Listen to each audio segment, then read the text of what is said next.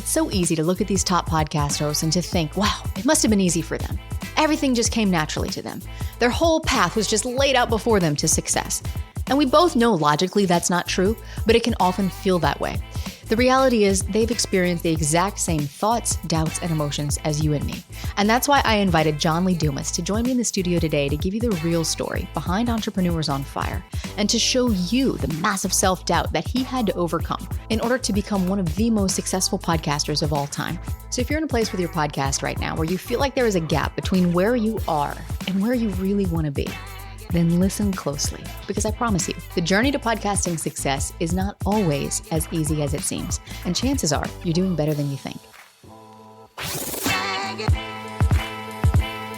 Welcome to Insider Secrets to a Top 100 podcast. I'm your host, Courtney Elmer. Let's make your business binge-worthy. John, welcome to the show. I am stoked that you are here. Courtney, I am fired up to be here. We got a lot of great things to talk about. Look at us out the gate with these fire metaphors already. I love it. So John, I know that you reached a point in your life where you walked away from everything and everyone that you knew, and you took this leap of faith by moving out to the West Coast. You had zero connections. You knew absolutely nobody. Tell us, how was this a pivotal moment for you in your podcasting journey, even though you might not have realized it at the time?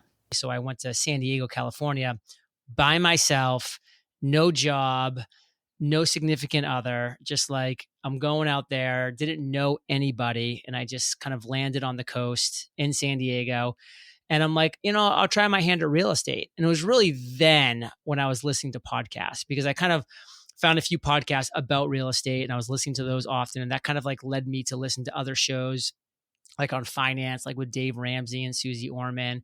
And I just kind of kept going down that rabbit hole of podcasting. And I'm like, this is such an amazing medium. Like, I just love that with podcasts, it's free, it's on demand, and it's targeted content, meaning you can listen to it when you want, you can listen to what you want, and it is completely free and it's right there.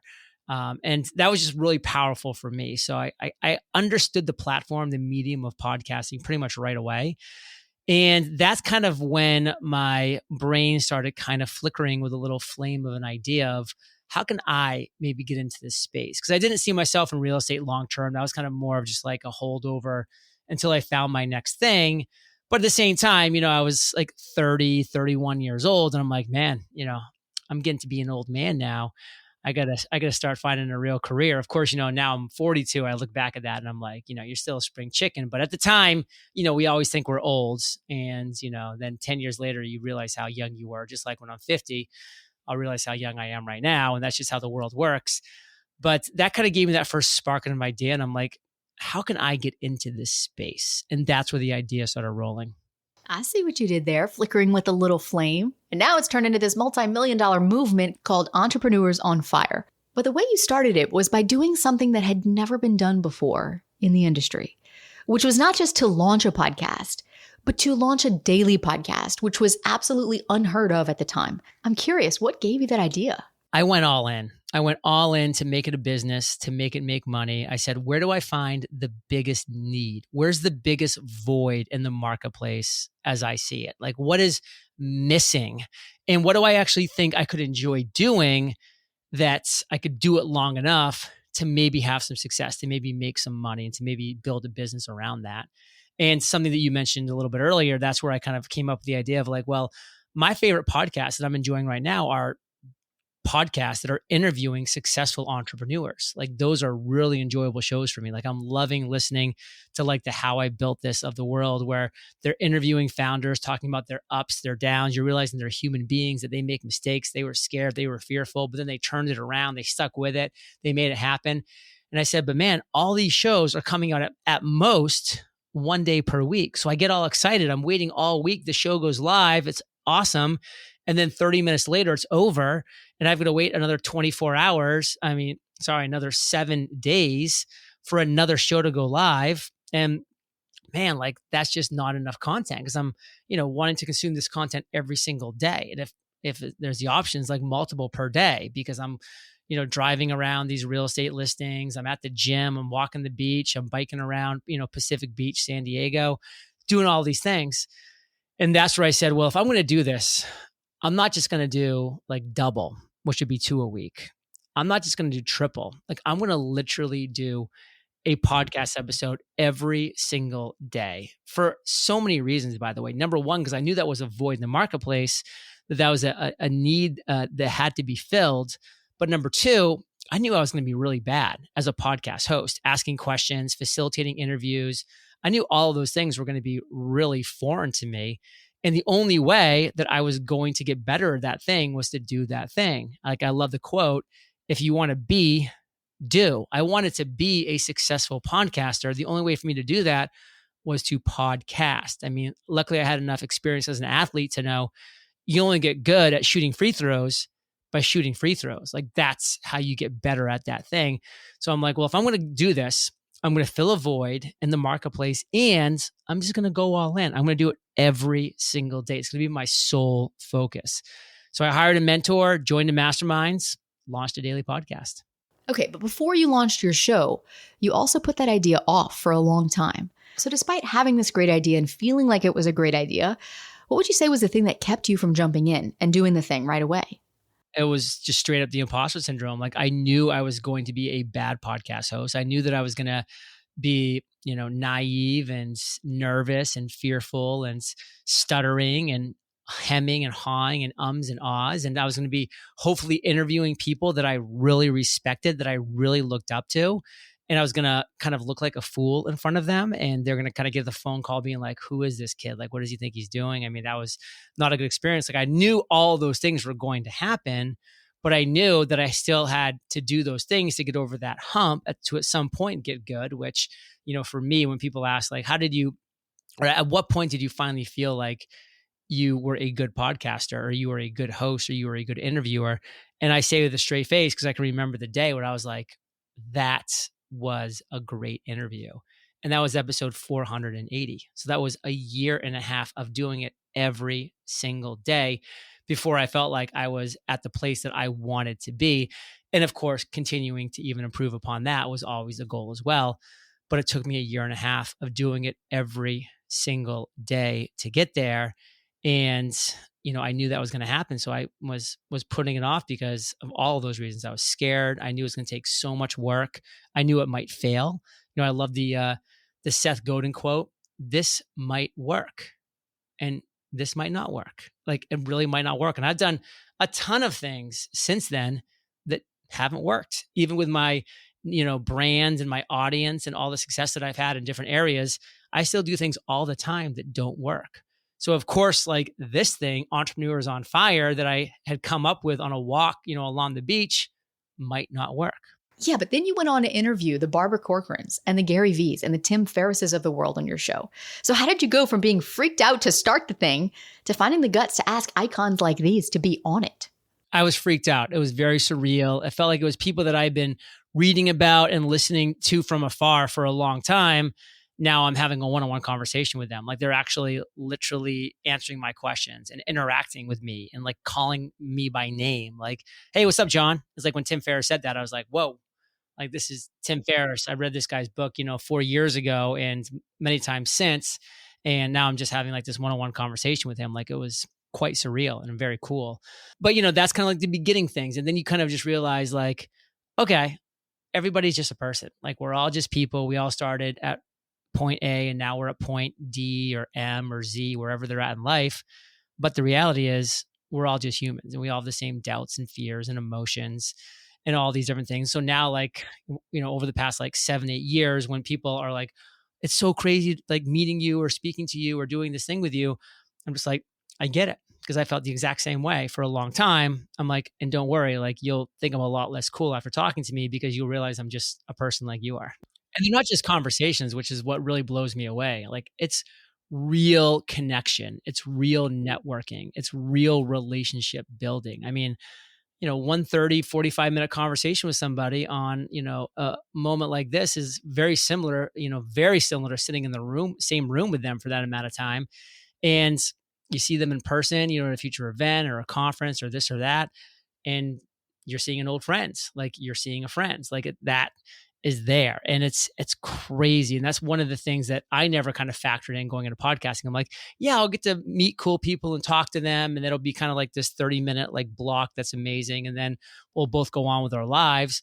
But some of them have become incredibly good friends. I mean, I've had Michael Hyatt down to my house here in Puerto Rico. I've had many times meeting with like Dan Miller and Pat Flynn's one of my better friends. I mean, I'm, texting with Jenna Kuchar and Amy Porterfield on the regular. I mean, these are all people who, are just like huge names in our space, but like because of what I've built and what they've built and how we've had these kind of interactions and communications together over the years, you build real relationships, real connections, and real friendships through that. And that to me is, one of the most unexpected benefits of podcasting. Because I was like going in, like I get to connect with cool people, hopefully make money and like have fun and like help my listeners with, their problems, just like other podcasts helped me with my problems. But, that extra benefit of, man, you're also like really getting to build real connections with real people.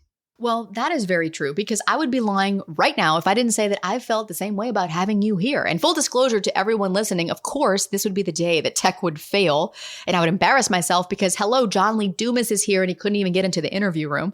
But hey, here we are. I'm following in your footsteps. So John, I'm curious, what was your strategy then to get huge names like this on your show back when nobody knew who you were, when you weren't a household name in the podcasting space? So there definitely was a time when I was not John Lee Dumas and I was not JLD and my name was unknown. Entrepreneurs on Fire was just, a weird brand at the time. But I will tell you this, timing can be important. Timing can play a lot of factors. And, back when I launched Entrepreneurs on Fire, it was the best daily podcast interviewing entrepreneurs. It was the worst daily podcast interviewing entrepreneurs. It was the only daily podcast interviewing entrepreneurs. So people like, Chris Brogan, Pat, Gary, Amy, Barbara, they weren't getting hit up, by countless numbers of people all the time, flooding their inbox saying, XYZ. They were getting hit up like once or twice, like, oh, I've done a podcast episode before. That was kind of cool. Or like, oh, I've kind of heard about this podcasting thing. Like, let me kind of check it out. And so like for people, when I reached out to them, I was like, hey, I want to talk about you, about your products, about your expertise, about your genius, about, sharing what you've learned over the years, just like you've done with your books and your products and your services and all these different things, and take it to a podcasting format. It was kind of an easy yes for them because again, they just were like, this is a new medium that I want to check out as well. So let's do this. So getting in so early was a huge help for one, and just really making them realize that, this podcast, number one, was going to be really easy. It's going to be on their schedule, on their timeline. It was going to be about topics that they wanted to talk about. And it was going to be short and quick. I said, I'm looking for 20, 25 minutes. I'm like, we're doing audio only. So you can wake up, you can just grab a cup of coffee, keep your bathrobe on, and let's go, because, we're not even putting on the video. And by making it easy like that, I was able to get, some pretty big names to say yes. And once those names say yes, then it's just like this snowball effect of like, well, if Tim Ferriss was on Entrepreneurs on Fire, like that's all I need to know to qualify that show for me. Like it was just like an easy yes for people once I'd gotten a couple big names to come on. So there was some, strategery in there. And, Tim had just launched one of his 4-hour books. I think it might've been 4-Hour Chef back then. So he was kind of on a promotional tour anyways. And once you get that name and the couple names going in there, the momentum just takes over. That's very true. And it's something we all tend to forget about, where the pushing of the snowball from the top of the hill is the hardest part. But once you make that push, the momentum will pick up and it will keep going and growing. So John, a lot of people who listen to this show have podcasts. And there's a lot of people who also listen to this show who want to start a podcast. But the one thing that they all have in common is that they want to make money from their podcast, whether that be through converting listeners to leads for their business or turning the podcast into its own revenue stream through some of the traditional methods like ads or sponsors or both. So let's talk monetization, because you didn't make any money for the first 9 months of your podcast. So tell us about the snowball effect that happened there, where you went from making $0 to turning your show into a multi-million-dollar podcasting empire that brings in over 6 figures every month. It definitely was a warm-up period. And, it's going to be like that for any business in any vertical industry. You don't just like hang up your sign and then all of a sudden the dollars start rolling in. Like, it's a process. And it was the same thing for Entrepreneurs on Fire. I mean, for me, the first 9 months, I made essentially no money. And then the last 3 months of that year, we had a little bit of a windfall. So we ended like year one with like $27,000 because like some things started clicking, some contracts finally paid out that I've been building throughout the year. And then month 13, that's where things really just clicked. And at month 13, we had our first $100,000 net profit month. And since then, we've actually been publishing our monthly income reports every single month. And we just published our 105th consecutive monthly income report. And we've never had below $100,000 in net profit for 105 months now, sometimes significantly more, but never less. And that's just kind of one way that we want to give back to our community by showing them what does work for us. How are we generating revenue, that transparency, that authenticity, that genuineness, but also what's not working for us. Like what are we missing? Like what mistakes are we making? How are we losing money? How are we spending money that's not giving us any kind of an ROI? So that people like you mentioned that are struggling right now, that aren't where they want to be, can kind of look at what's working for us and maybe emulate some of our successes and maybe avoid some of our mistakes. And we bring our lawyer onto every income report and our CPA onto every income report so they can give a tax tip and a legal tip to kind of further bolster the value of the actual income report podcasts and blogs that we do every single month. And it's something that, we really love in this world where a lot of times you can see a flashy ad of someone like, I just had a 6-figure launch or I'm running a 7-figure business. And like I've interviewed some of those people and sometimes I dig into the numbers and yeah, they've grossed $2 million, but they had to spend $3 million to get there. They're like, yeah, but we're a startup. So like, of course we're going to be losing money at the beginning. I'm like, okay, that's fine. But at the same time, it's kind of misleading because like nobody wants to be negative $1 million a year or negative $100,000 a year or, make $80,000, but your expenses are $75,000. So you're making $5,000 a year. When you do that hourly rate, you want to cry, but some businesses are like that. And I just wanted to show like, this is how I feel like you can run a lean, like valuable team, keeping the money that you make at the same time. Like that's the business that we chose to run. Well, on behalf of all podcasters everywhere, John, we really appreciate you blazing the trail to show us what's possible, what's actually possible with your podcast. We started this episode at the beginning of your journey. And as we wrap up, I'd love to go back there for a second. Imagine it's 2012 again, and you're a brand new podcaster. Is there anything that you would do differently now, looking back? I would do more. And by more, I mean, I would be focused every day to spend as much time on the microphone as possible. I mean, that sounds crazy coming from a guy that was doing a daily podcast, but I was still getting distracted by a lot of the little things like social media, this, like website, that, like this. And it was like, this was what I needed to be doing. It was like interviewing people, being a guest on other shows. I should have been trying to get more time as a guest on other shows to kind of sharpen those skills as well. I should have been trying to get on summits and speaking at more conferences. Like I was kind of, again, back to the imposter syndrome. I was like, I'm not ready to speak at a conference because I just launched my business. And hey, maybe that's the case, but that shouldn't have stopped me from trying. Like I ended up getting a speaking gig pretty early through pure luck because one guy dropped out last minute and the head of my mastermind, Cliff Ravenscraft, was like, we need a quick fill in. Like, John, can you do it? And I'm like, absolutely. I'm here. Let's do it. So we were already at the conference. So I went from like an attendee to a speaker, like right there and then. And it was quite an amazing, transition. And like, I got, my first bad speech out of the way. So I was like, all right, that was bad, but I can get better and I can do this. And like, again, you just want to be doing. Like if you want to be something, it's doing that thing. So many people spend, so much of their time not doing the thing they're trying to get better at. They're trying to build a business around. And that was just my biggest mistake. And again, that's coming from a guy that was doing a daily podcast. So that says a lot. Yeah, that says a ton. All right. So now I'm curious then, what's your favorite side of the mic? Host, guest? Guest side. I like to be on the guest side just because I think it's interesting because now that I've done so many, like I really do enjoy seeing like how the host runs their show. Cause to me, like I learn, like I'm learning from different ways people are interviewing, the questions they're asking, the things they're doing around the show. So I always love to be on the guest side because, for one, I just, the pressure's kind of off for me. Like I feel like when I'm the host, like the pressure's on, like it's up to me to facilitate a good interview, to ask the good questions, ask the good follow-up questions, to make sure everything's right and smooth. And I'm doing the editing afterwards, and like I'm, having the promotional aspect. So that's all well and good. And that's something of my business I enjoy, but I do enjoy more being the guest, learning from other hosts, how I can implement what they're doing that I've never even thought of into my podcast to make it better, into my show. So I kind of just like that kind of crowdsourcing of knowledge. Well, John, I think it's safe to say that we have all learned a lot from you today. So I appreciate you sharing your journey and sharing so transparently and giving us hope that we can actually get to the level where you are. And if you're listening right now and you have never checked out John's podcast, do yourself a favor and go listen.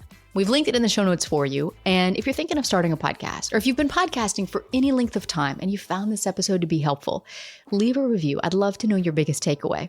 And then don't go anywhere, because in the next episode, I've got a very special guest and Podcasting Hall of Famer joining us to break down the many ways that you could be monetizing your podcast right now, even if you have a small audience, even if you don't have a business connected to your podcast, and especially without needing to pitch big sponsors or advertisers for your show. We'll also talk about what you're going to need to have in place before you can monetize your podcast so that your podcast can actually become a real source of profit for you and not a money pit. That's all coming up next to help you make your business binge-worthy.